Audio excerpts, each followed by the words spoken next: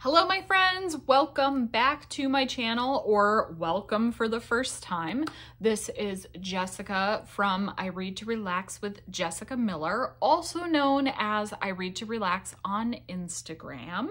And I'm here today with another one of my rapid reviews, which are reviews in 5 minutes or less.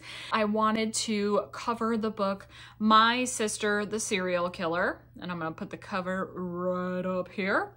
So this was a book that was recommended to me, and I normally wouldn't have picked it up because there's 8 million other books that I want to read, and this is sort of outside my normal go-to genres. But I'm actually really glad that I read it. It was like a 4.5 out of 5 stars for me. I listened to the audiobook and the narration was fantastic. I'm gonna give you as much detail as I can without spoiling things. Some of it, you know, right from the title and the description of the book. But our main character is a nurse at a hospital in Nigeria, which works out really well because her sister turns out to be a serial killer.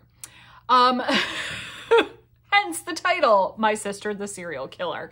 So one of the things that I loved the most about this book was the writing style. It was very, like it had a very easy flow. It sounded like she was telling the story directly to the reader. It was very, like, you connected really strongly to the main character. And you felt for her as she was trying to deal with this madness that kept happening with her sister. So her sister is what's technically known as a serial killer, but she's not like going out and luring men in and then just murdering them like purposefully. She's not like a Black Widow, except she kind of is. So without getting super spoilery, it just turns out that inevitably her sister, who is this great beauty who just manages to charm like every man that she meets, it ends up leaving a trail of bodies behind her, and her sister basically has to help her every time clean things up so that she doesn't end up going to jail. So the main character, like I said, works at the hospital and is madly in love with one of the doctors, and he doesn't notice her. And then one day her sister comes to the hospital to visit her, and you can guess what happens.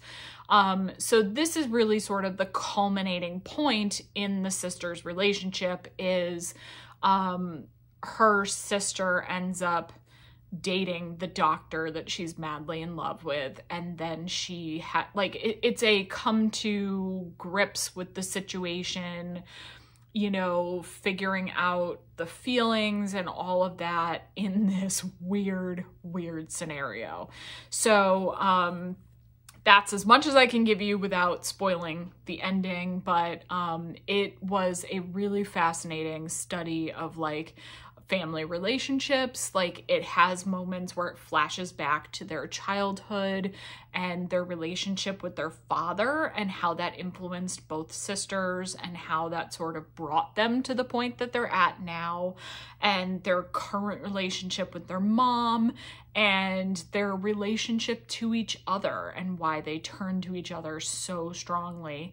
And it was just a really good story. It's a shorter book and it reads really fast.